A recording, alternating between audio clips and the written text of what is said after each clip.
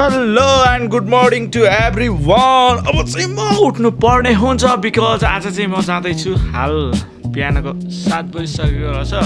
अब चाहिँ हामी जाँदैछौँ पोखरादेखि पर्वतको पनि एकदम कुना महाशिला गाउँपालिकामा चाहिँ आज हामी जाँदैछौँ। अनि को जाँदैछौँ भन्ने कुरा चाहिँ म अब बाटोमै गएर देखाउँछु। अब हल्का साउर हालेर चल्दैन पर्छ त मौत को छू के टक से वापस आ सकते एङ्गल भिडियो छैन। अब त्यो मलाई थाहा होइन। यतापट्टि यस्तो खतरा देखियो भ्यू। म चाहिँ यो भ्यूको रमाइलो लिँदै अब लागे गाइजहरू। रुखमा चाहिँ दिदी कुरेर बसेछ अरे। अब त्यसलाई लिएर चाहिँ जानुपर्ने हुन्छ। एन्ट्री गराइयो भने त्यही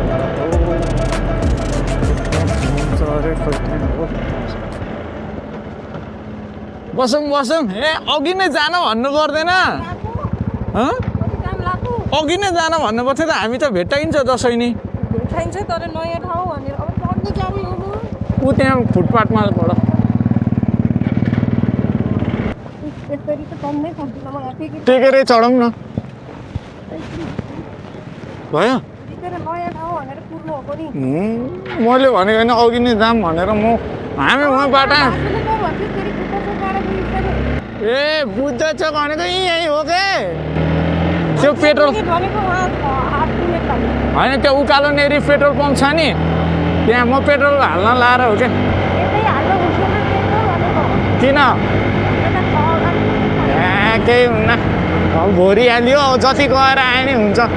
फाइनली म्याडमजी भेटिसक्नु भयो। हामी त्यहाँ त्यो अगाडिपट्टि भएको बुलेट बाइक सँगसँगै हो जाने भेटिहालिन्थ्यो नि अघि नै।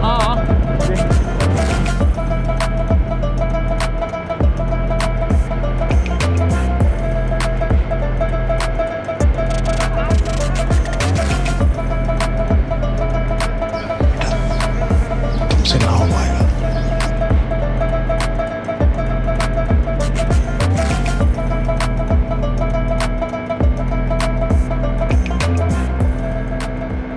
उहाँ अब के अरे माछा पुछेर हेर्दै लागियो हामी।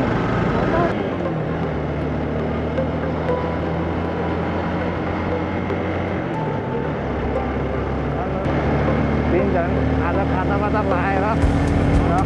खाता लाएर टक्क ल वेलकम छ मिस भन्छ नानी।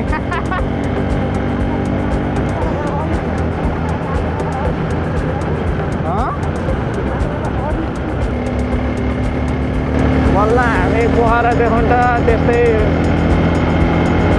14-15 किलोमिटर आयो।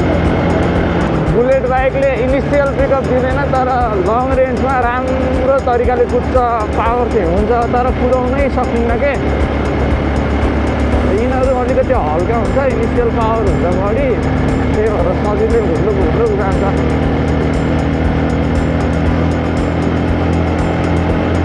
अब माथि नै गएर भेटौँ है गाइजहरू। 5 गियरमा हामी सरर लगाइराखौँ। हाम्रो टिममा हुनुहुन्छ यता पछाडि म्याडमजी उहाँलाई लिएर कारोले जान लाग्यो। अनि हामी दुईजना चाहिँ एक्सपोजमा। अनि हाम्रो टोली अगाडि पुरा बुलेटमा छ। हेरौँ कति टाइम लाउँदो रहेछ महाशिला भन्ने ठाउँ जानु। आउनु नि आइयो। महाशिला भनेको चाहिँ ठ्याक्क यहाँ पारिपट्टि पर्छ साथीहरू।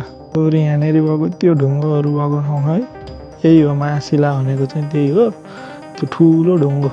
त्यो साइडमा एउटा बिल्डिङ पनि छ। ठुलो ढुङ्गो चाहिँ यो चाहिँ महाशिला हो।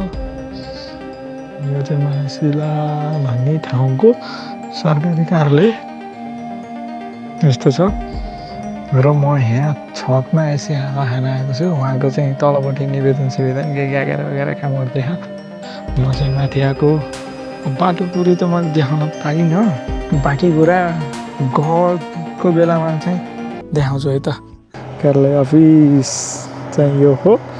यहाँ चाहिँ आएर म्याडमको रजिस्ट्रेसन यताउता गरियो होइन। ठाउँ चाहिँ एकदम रमाइलो छ तर रमाइलो छ।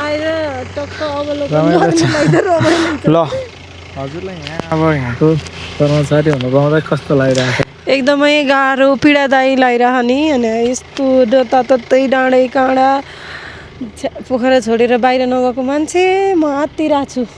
सब डाँडै काँडा भिरपाखा आएको बाटो त्यही हो त्यतातिरबाट आएको हो यस्तो छ अवस्था त्यो ढुङ्गा थिमै जाने भने त झन् टाढा होला है ढुङ्गा थिम के छ र केही छैन शिला भनेको ठाउँको उत्पत्ति नाम मलाई त पर्वत भनेपछि पुलको ठाउँ जस्तो लाउँथ्यो बागलुङ पर्वत यसै बनाउँछ नि त बिचा खोल्छ भएर दुईटा पहाड जोड्नु त्यही पुलबाट बाइक चढ्ने ठाउँ पनि रहेछ तराईतिर त यसरी पुलमा बाइक चढेको त थाहा थियो तर यहाँ चाहिँ पुल पनि यति माथि कि पुलबाट तल हेऱ्यो भने काली लाउँछ अहिले मलाई एकचोटि काली लायो अनि जे हनुमान ज्ञान गुण सागर भनेर हामी पार त आइयौँ एक काम कर 200 रुपए दे और 50 रुपए काट ओवर एक्टिंग यस्तो डर लाग्यो झ्याप्प नहेरिकन आएको थिएँ अनि बिचमा यसो तल हेर्न मन लाग्यो कति नै गहिरो छ र भनेर हेरेको त बा डर लाग्यो सकिँदो रहन्छ बाटो चाहिँ यस्तै छ के अरे पुरै आउने बेलामा चाहिँ मैले क्लिपहरू लिएन अब हेर्दा जति सजिलो भए पनि जाँदा अब थाहा हुन्छ है आउन चाहिँ जे होस् आइयो कहीँ रोकिनु परेन बाटो त्यति साह्रो खतमै छैन खतम भएको ठाउँमा अहिले मैले क्याप्चर गरेन खै मेरो होसले भ्याएन क्या अब अरू बाटो हेर्दै गएर म अब चाहिँ ओह्रालै छ के अरे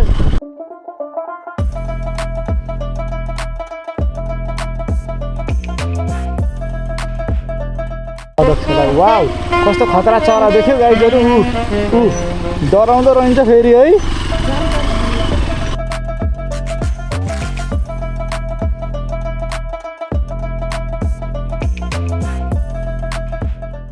हेलो सुलुलुलु अब साथीहरू यस्तो हिउँदमा पनि पानी भइरहने ठाउँ आयो यो चाहिँ हो के अरे यो पर्वतको के हो आई डोन्ट नो यहाँबाट तलतिर हो अहिले बिहान हामी आएको यता हो यस्तरी यता हो यतै जाम यताबाट सिधा गयो भने नि तल त पुगिन्छ अघि बिहान हामी आएको यही बाटो हो होइन यो डाँडो झरिसकेपछि पुल तर्नुपर्छ ओए यहाँबाट त तल हो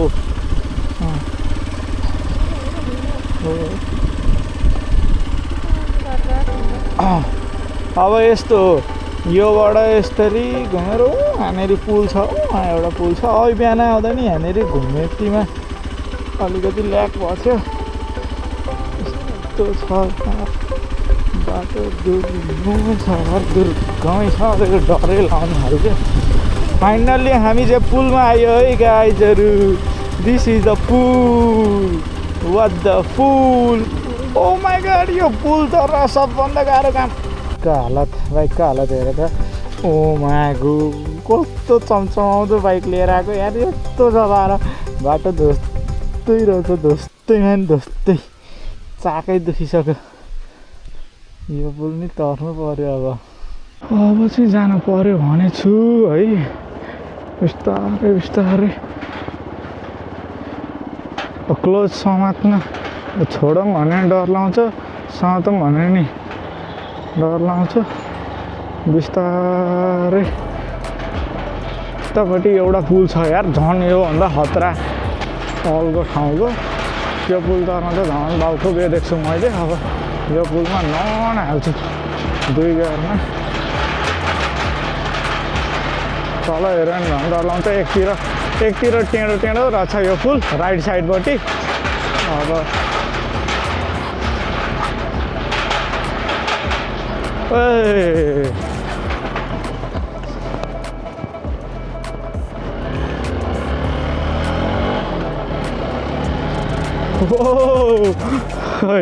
फाइनली गाइजहरू आइयो है यो रोडमा अब अर्को पुलको लागि है कहाँ आइयो भन्दाखेरि यो हो फलेबास भन्ने ठाउँ हो पर्वतको अब यो चाहिँ खै जता हेरे पनि पहाडै यता नि पहाड उता नि पहाड जता हेरे नि पहाड छ अब यहाँबाट अब हामी पुल जानलाई यो यसरी ओर्लेर त्यो उक्लेर ओ माई गड यो सर्टकट लिएन भने 12-15 किलोमिटर घुम्न पर्छ अरे अब त्योभन्दा चाहिँ यतै घुम्नै सजिलो छ भनेर आइयो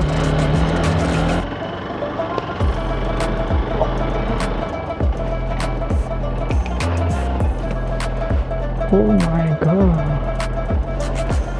my god.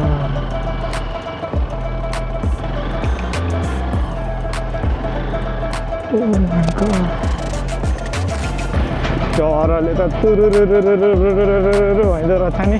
अब चाहिँ जङ्गल सफारी गर्ने ठाउँमा आइसकेका छौँ हामीहरू। यो जङ्गल सफारी जस्तै ठाउँ छ, पुरै जङ्गलहरू कस्तो सरक्क परेको सालगरुखहरू छ पुरै जङ्गलैभरि। लागि बवाल छ जङ्गल पुरै। नि यस्तो केटाकेटी निक्लिन्छन् जङ्गलबाट, डर लाउने। समझ रहे हो बाघ निक्लिन्छ भनेर बोर्ड टाले छ। ल हेर है यहाँ बाघ साग देखिन्छ, चितुवा सह अस्तित्व कायम राखौँ भनेर ऊ चितुवासँग डराउनु भनेर भनेछ। चितुवा पनि देखिन्छ अरे यहाँ बाटोमा।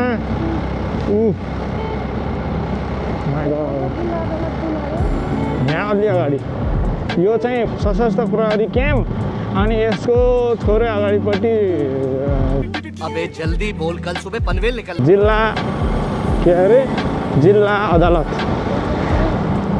अझै अगाडि हो क्या आऊ बिल्डिङ बाटो पारीको हो क्या। मैले अस्ति नै थाहा पाएको थिएँ। ए अब हामी तल जान्छौँ होइन। ए जताबाट गयो नि पुगिन्छ, यही हो।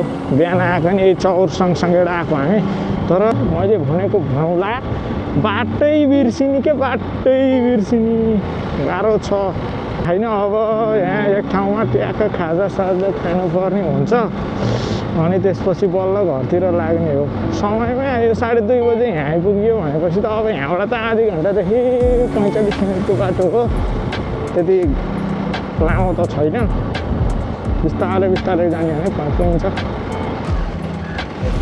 त्यही हो। कता हो साथीहरू, गल्ली नै गल्ली हो यतातिर। थाहै पत्तै नपाइने कि यो स्कुल त आएको थिएन होइन। यस्तो यो गल्ली जोताएर निक्ले पनि हाइवेमै गएर जोडिने हो। ए अब यता हो, पत्तै नहुने कि कता हो। अब यस्तो प्लस जस्तो छ है, जोताएर निक्ल्यो भने एकै ठाउँ पुगिन्छ जस्तो लाग्ने। अनि कता हो इलिमिली भइने क्या यस्तो छ नि यो ठाउँ। हाइवेमा आइयो। अब यही हाइवे नै हो यो, यहाँबाट बागलुङ जान्छ। अब हामी यता यत्तिको हाइवे चाहिँ छ जहाँ यसरी 75, 80, 85सम्म यसरी रन गर्न मिल्छ। अस्ति नै पर्जल र म आउने बेला यो पुल चाहिँ बन्दै थियो होइन। यहाँनिर हामी यस्तो धुलो खाएको नि हामीले। यहाँनिर एउटा हाइलक्सले ओटी हानेर गइहाल्यो अनि हामीलाई त धुलो उडाएर यहाँनिर त्यहाँनिर एउटा पुरै धुलो खाँदै आएको हामी। यहाँ पुल पनि राम्रोसँग बनेको थिएन, अहिले चाहिँ यत्तिकै यहाँ पिच भएर छ। त्यही यहाँबाट पुरै धुलो खाएको हामीले पर्जल लिएर मैले। अब चाहिँ बाटो सहजै छ पुरै।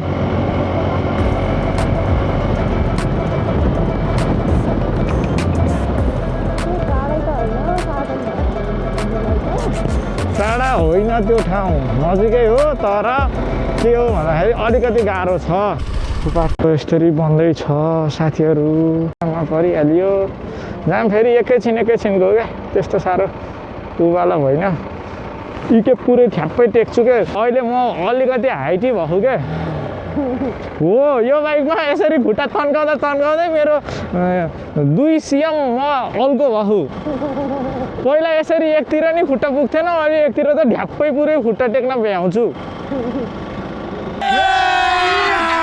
अभी मजा आएगा ना भिडो होइन मेरो ज्यान चाहिँ कस्तो छ, म जति खाएँ नि मलाई अलि ढिलो लाग्छ नि त ज्यान। त्यही भएर अलि अन्तिम अलि बेर उमेरसँग आउला कि हाइट साइड इन्क्रिज होला कि भन्ने छ। इभीहरू कस्तो कुदाउने है, यो बाटोमा यस्तो कुदाउँछन् इभीहरू, आँखै नहेर्ने तरिकाले कुदाउने कि इभीहरू। जति गरौँ मैले होइन भेटाउनै सक्दिनँ क्या अब यो इभीलाई। त्यस्तो कुदाइदिन्छ यसले। अब ठुलो गाडी हो त्यही पनि क्या। ल हेर अब कस्तो रन्काउँछ त्यसले, भेटाउनै सकिन्न क्या। 70-80मा छ यहाँ बाइक है एभरेज नै 75 को छ यो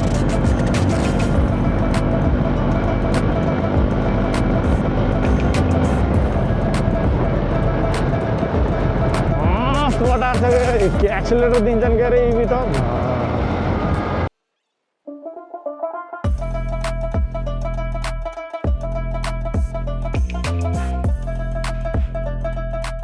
हामी चाहिँ खाजासाजा खाइयो अनि फेरि लाग्यो हो अब चाहिँ हाइवे राम्रो छ रन्काउने बाटै यही हो ठाउँ छैन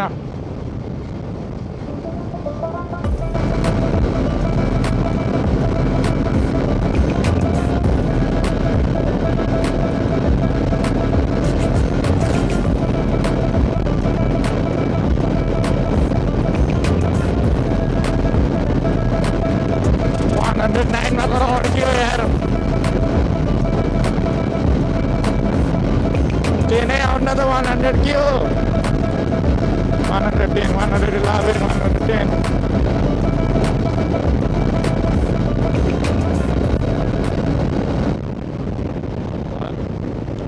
60 को स्पिड लिमिट छ 111 बेसी आउने छ डबल लोड हो है फेरि दुईजना तल हिँडिरह